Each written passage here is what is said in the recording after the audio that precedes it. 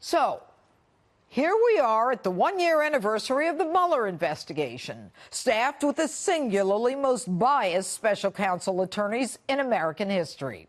And since then, we have witnessed events unfold, which are so unbelievable, so unimaginable, you'd have to be wearing a tinfoil hat or a card-carrying member of the conspiracy party to even believe it exists.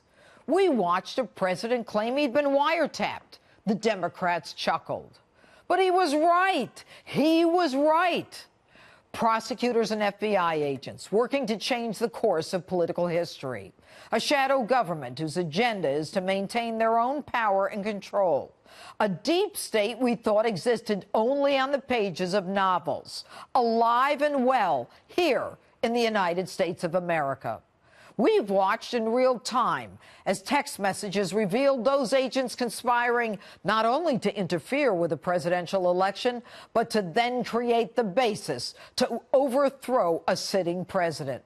$10 million and millions of documents later, nothing, I repeat, nothing has touched the president in spite of their claims. Have Democrats found any evidence of collusion? Yes, we have. I still maintain that there is evidence of collusion, and I can't go into the particulars, but there is more than circumstantial evidence now.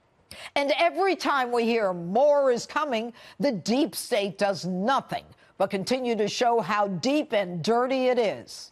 The head of the FBI lies to Congress. He even lies about the statutory elements of a crime because he wants to protect Hillary Clinton.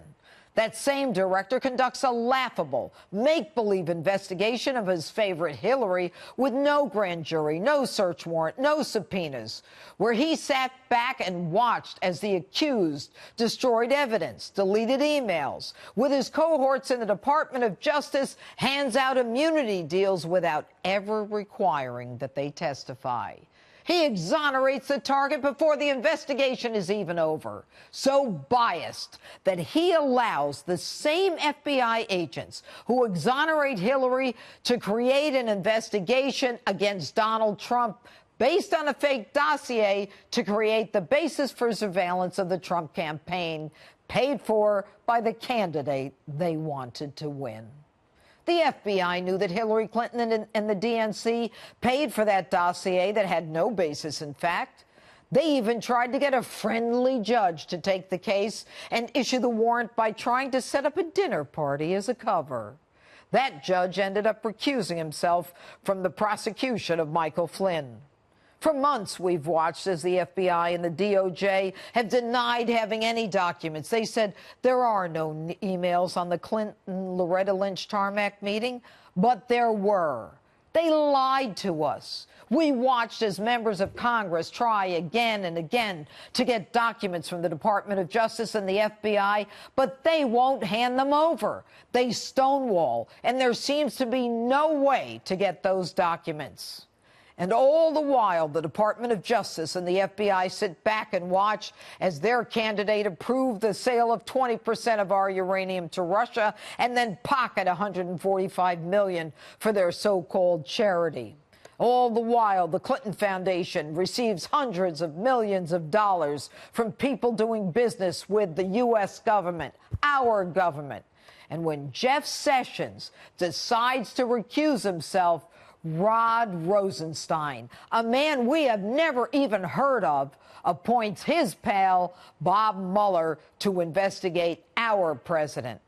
And this week, we find out the FBI ran a spy operation, actually placing an informant, a mole, in the Trump campaign before there were any legal grounds to do any such thing.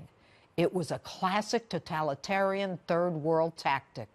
This person has as much as been identified. He's engaged in skullduggery going back to Bush 41. My FBI sources tell me there would be no reason for him to even run into a Page or a Papadopoulos. And get this, he's disappeared for the last 9 months. Now, I want you to remember that you heard it here first. Any collector, their name for an informant working on a national campaign, must have a sign-off by the Attorney General. Here, that would be liar Loretta Lynch. Lynch herself would have had to have approved an informant on that campaign. And if she didn't, then the FBI under James Comey was even more corrupt, going rogue in their attempt to destroy Donald Trump.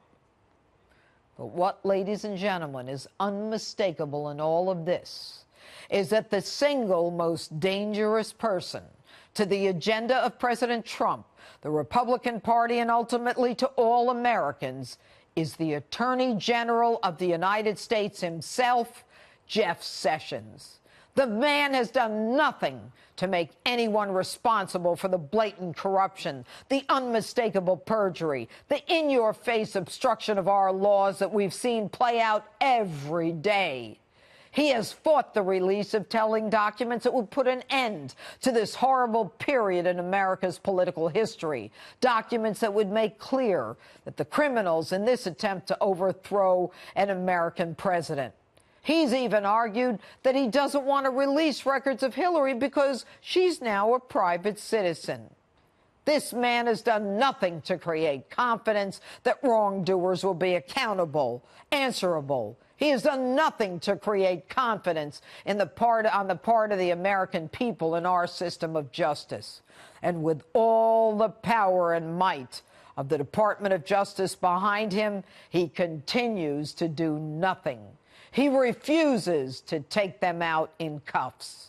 The most powerful prosecutor in the world, the man who holds the scales of justice in his hands, hides behind the coattails of a Rod Rosenstein, a man we've never even heard of, who is in fact behind all of Jeff Sessions' decision, who is in fact running our Department of Justice. The man who has the honor to carry the prefix United States Attorney General before his name, Jeff Sessions, is indeed the most dangerous man in America.